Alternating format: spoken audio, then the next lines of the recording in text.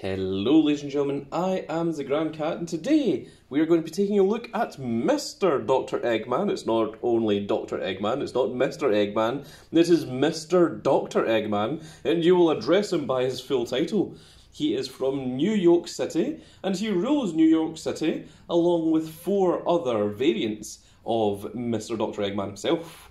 So, this is him. He's from the brand new Netflix series. This is really part 2 of this video, because in the previous video we looked at the Sonic Prime Sonic figure, and we are going to take a look at Mr. Dr. Eggman this time instead. So first of all, let us read the little blurb about him. It says here, Mr. Dr. Eggman is in his 40s. He is the closest in intelligence and temperament to Dr. Eggman Prime. So they are acknowledging that Mr. Dr. Eggman and Dr. Eggman are 2 separate people. I'm not sure what is exactly going on here. I think they are trying to imply that Mr. Dr. Eggman may indeed be wearing some kind of wig, which I think that is sacrilege to pretend such a thing in a figure of Mr. Dr. Eggman himself. But let's jump right into the unboxing of him and take a look at Mr. Dr. Eggman and see what he is like. So, of course, this is a 6-inch range of figures, whereas the regular Jakks specific figures are 4-inch, and you can also get the 2-inch scale as well. So these ones are going to be a little bit different from the rest of the Jakks specific range. We do have little plastic bits there keeping the hands in place and the legs in place, so we're going to have to take care of those. So the one at the legs should be easy enough to take care of. We of course want to do this without damaging the figure, so if you had some scissors that worked, that would be more helpful, but we do not, so it is very, very rude. Scissors over time just refuse to work. And let us, these ones. I do have other scissors that are sharper, but people keep stealing them. People that shall not be named or mentioned on this here video, but they know who they are. And this is very rude of them.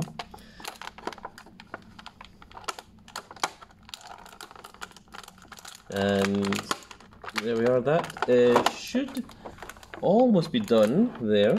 For anyone new to the channel, I do the unboxings from the very beginning to the very end, so that you can see what everything looks like. There's no jump cuts away, so everything that happens right here is everything you get to see. So there's no risk of any accessories not being mentioned in the video, or there's no heating up of any joints or anything. Exactly as how it is right out of the box. And this little bit here, this one on the hand here, is an absolute nightmare to get into. Oh, look at this, that's what I'm having to do here. Just try and get close to this part.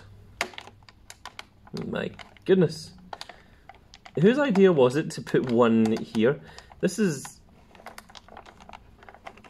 someone who hated their job, I'm pretty sure. Because there was no need to put one in there like so. Is this done? No, we cut one of them, but not the other one. So we need to go back in there again.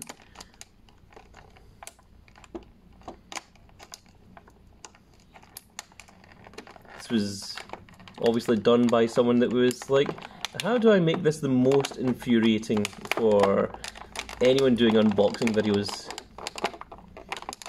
That is exactly what was going through their head at the point that they did this, I am sure, because there can be no other explanation I can possibly perceive.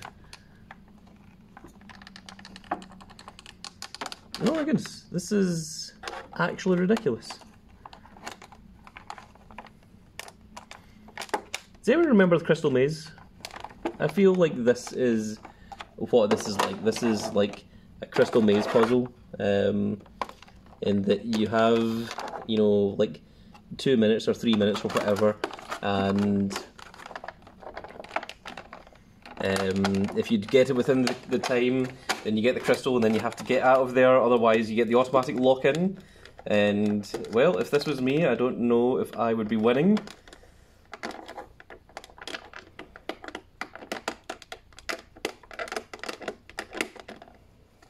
There we go, we got him in the end. Oh, that was a bit of an ordeal.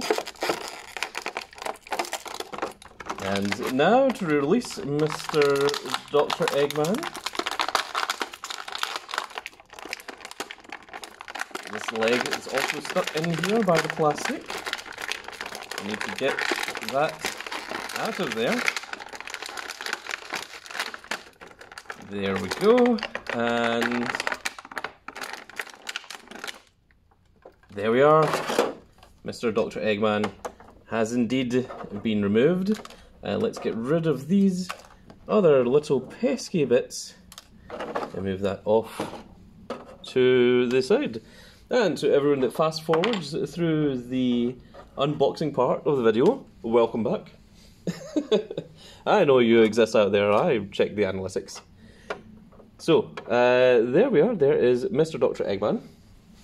And it did mention that supposedly, so the hair swivels, but, oh, it does actually pop up.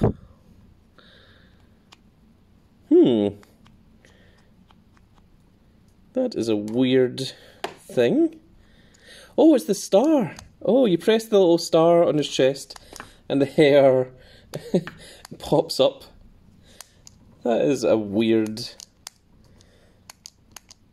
little accessory point.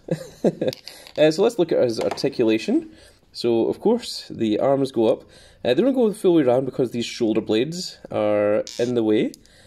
We have the elbow joint. The wrists are... They are not on a ball joint. They are... I don't think... No, they are on a ball joint. It's just that the ball joint is right here on the wrist part there. So you don't really get an awful lot of movement. With this arm here... So again, it does look exactly the way the character does. The figure looks exactly the way the character does in the Netflix series. So they've really done a fantastic job there, with the exception of this little bit. I'm pretty sure that the Netflix series character does not have that one there. Oh, he has a double knee joint. That's very cool and interesting. I don't think Sonic did. It's weird that they've given that to Mr. Dr. Eggman. It does say 13 points for articulation. There is no boot swivel, but you do have a very generous ankle swivel, which is on a ball joint. You can hear there's a lot of squeaking involved, which is good. And once again, hollow, so not solid, but again, with it being hollow and with it being a lighter model, it means that it will be easier to make him stand. So maybe it's actually a good thing. Does the head actually move? The head also moves as well, even with this little gimmick going on here.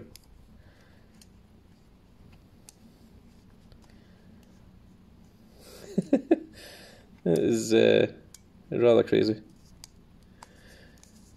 I think it only makes it go up. I don't think it does any more than that, but very cool to say the least. That's a pretty cool pose for him.